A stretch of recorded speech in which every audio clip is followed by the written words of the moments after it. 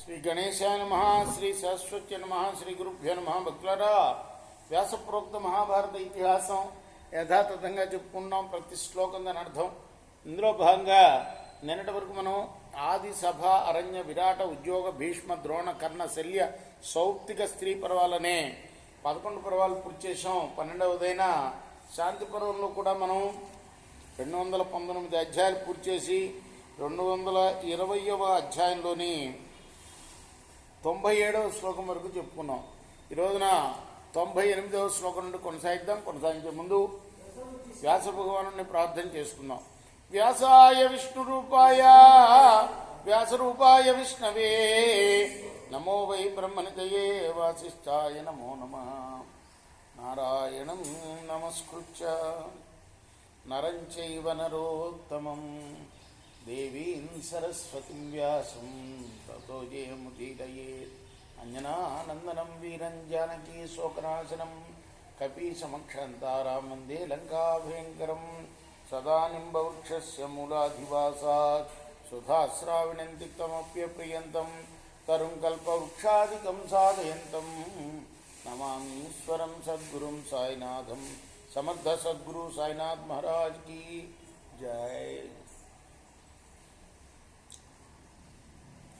यदि मे व्याहृतं गुह्यं श्रुतन्न तु त्वया शुभे तच्छमिच्छेव वासुद्धे ज्ञानं ज्ञानविलोचने.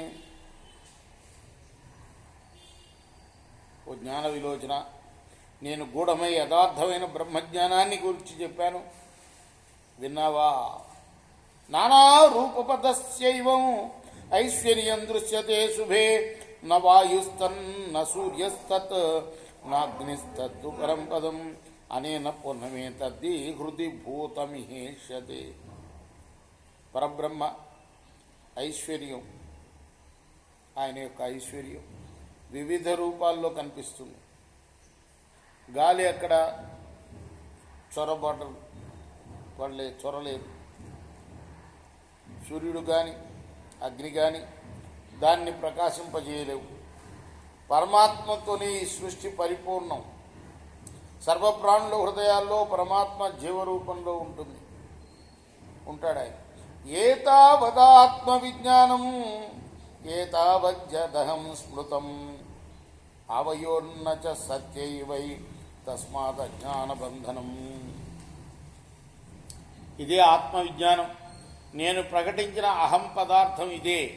మన ఇద్దరి సంబంధం శాశ్వతం కాదు. అలా భావించడం అజ్ఞాన బంధం. భీష్మ ఉవాచ ఏవం సువచ్చలా హృష్టా ప్రోక్త భర్త్రా యథార్థవత్ పరిచర్యమానా హ్యనిశం తత్వబుద్ధి సమన్విత. భీష్ముడు అన్నాడు, భర్త ఈ రీతిగా యథార్థ జ్ఞానాన్ని బోధించగా సువర్చల ఆనందించింది. ఎల్లప్పుడూ తత్వబుద్ధితో కూడి తన అనుగుణంగా ఆచరించడం మొదలుపెట్టింది. భర్తాచతాం అనుప్రేక్ష నిత్య నైమిత్తికాన్విత పరమాత్మని గోవిందే వాసుదేవే మహాత్మనే సమాధాయ చ కర్మాణి తస్మేత్వేన భావిత కార్యేణ మహతారాజన్ ప్రాప్నోతి పరమాంగతి. రాజా, ధర్మరాజా, భర్త అయిన శ్వేతకేతువు కూడా భార్యతో కలిసి నిత్య నైమిత్తిక కర్మల్ని ఆచరిస్తూ మహాత్ముడు పరమాత్ముడు గోవిందుడు అయిన వాసుదేవుని యందు కర్మలను సమర్పించి తద్భావనతో తన్మయత్వాన్ని పొందుతూ చాలా కాలం జీవించి పరమగతిని పొందాడు. ఏతత్తేకదిశం రాజన్ యస్మాత్వం పరిపృచ్ఛసి కాక్యశ్చంచ సమాధాయ గతోజ్యాయా పతీపరం. రాజా, నీవు అడిగిన ప్రశ్న సమాధానంగా ఈ ఇతిహాసాన్ని చెప్పాను. గార్హత్యాన్ని పాటించే ఆ దంపతులు పరమగతిని పొందారు. యుధిష్ఠిర ఉవాచ కిం కుర్వన్ సుఖమాప్నోతి కిం కుర్వన్ దుఃఖమాప్నుయాత్ కిం కుర్వన్ నిర్భయో లోకే సిద్ధశ్చరితి భారత. ఓ భరతవంశ శ్రేష్ఠుడా, తాతయ్య, మరో ప్రశ్న అడుగుతున్నాను. ధన్యవాదాలు. ఏం చేస్తే సుఖాన్ని పొందవచ్చు, ఏం చేస్తే దుఃఖం కలుగుతుంది, ఏం చేస్తూ ఈ లోకంలో సిద్ధులై నిర్భయంగా జీవించవచ్చు? భీష్మ ఉవాచ దమమేవ ప్రశంసంతి వృద్ధా శృతి సమాధయ విద్యా విద్యేతుదానీమయ త్వం నిబోధానుపూర్వశ. భీష్ముడు చెప్తున్నాడు, ఏకాగ్రతతో వేదాలని అధ్యయనం చేసే పెద్దలందరూ సర్వవర్ణాలకి ప్రత్యేకించి బ్రాహ్మణులకి నిగ్రహాన్ని అభినందిస్తారు.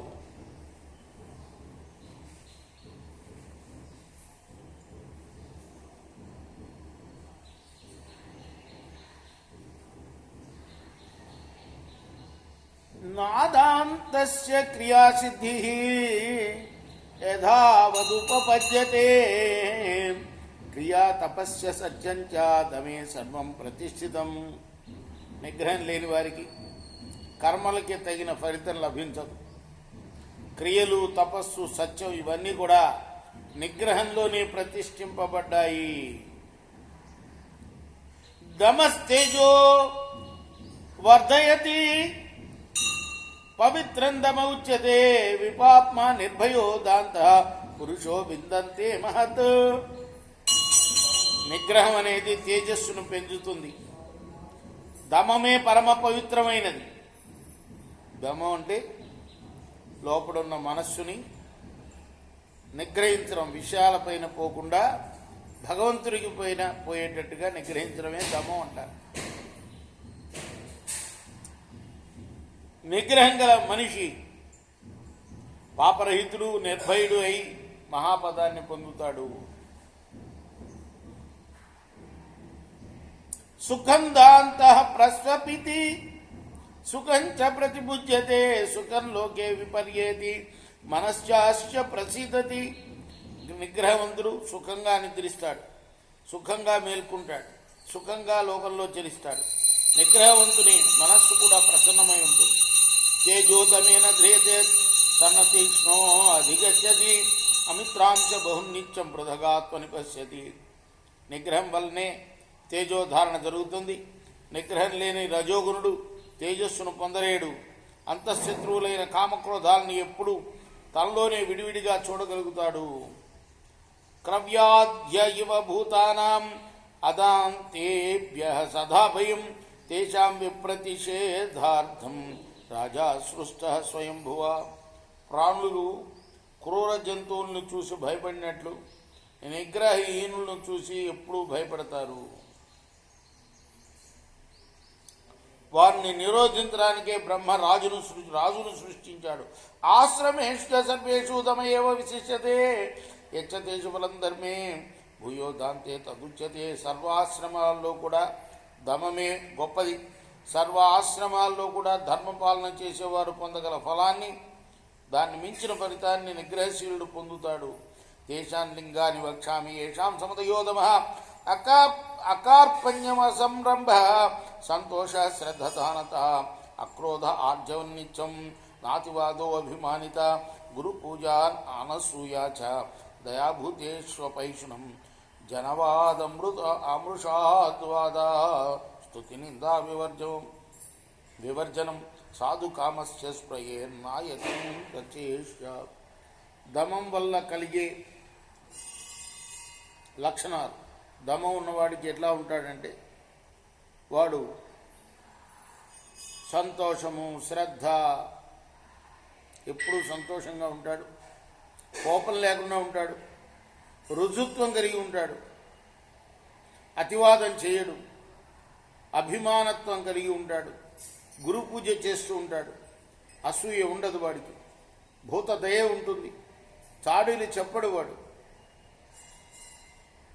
అలానే స్తుతి నిందలను సమానంగా స్వీకరిస్తాడు, సత్సంగేచ్ఛ కలిగి ఉంటాడు, రాబోయే వాటిని గురించి ఏమాత్రం చింతింపడు.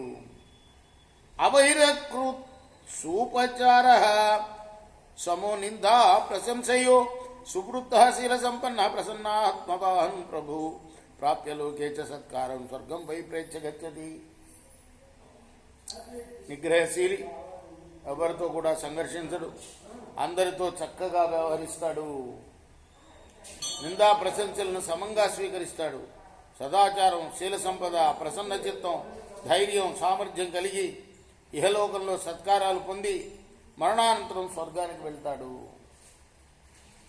దుర్గమం సర్వభూతానాం ప్రాపయన్మోదతే సుఖియే సర్వభూతహితే యుక్త నస్మయో ద్విషతే జనం మహాహ్రద ఇవాక్షోభ్య ప్రజ్ఞాతృప్త ప్రసిద్ధతి.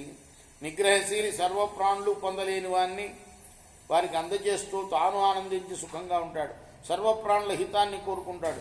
ఎవరిని ద్వేషపడు. మహాజలాశయంలాగా గంభీరంగా ఉంటాడు. జ్ఞానంతో తృప్తిపడి ఆనందంగా ఉంటాడు. అభయం యస్య భూతేభ్య సర్వేషాం అభయం యత నమస్య సర్వభూతానాం దాంతో భవతి బుద్ధిమాన్. ఆ దాంతుడు అంటే దమం కలవాడు. ప్రాణుల నుండి ఎప్పుడూ నిర్భయంగా ఉంటాడు. అందరికీ నిర్భయత్వాన్ని కలిగిస్తాడు. అలా ధీమంతుడి సమస్త ప్రాణులకు వందనీయుడవుతాడు. నృష్యతి మహత్యర్థే వ్యసనే చ నశోచతి సవై పరిమిత ప్రజ్ఞ సదాంతో ద్విజౌచ్యతే. ఎంత లాభం కలిగినా ఆనందించడు, ఎంత ఇబ్బంది కలిపినా బాధపడ్డు. అటువంటి బ్రాహ్మణుడే సూక్ష్మ బుద్ధి జితేంద్రియుడు అని వ్యవహరింపబడతాడు. కర్మభి శృతి సంపన్న సద్భిరాచరితై శుచి సదైవ తమ సంయుక్త తస్య భుంక్తే మహాఫలం. వేదవేత్తై సదాచార పాలన వల్ల పవిత్రుడై నిగ్రహాన్ని పాటించేవాడు తన పుణ్యకర్మల మహాఫలాన్ని పొందగలుగుతాడు. అనసూయ క్షమా శాంతి సంతోష ప్రియవాదిత సచ్చందానమనాయాస నైషమార్గో దురాత్మనాం.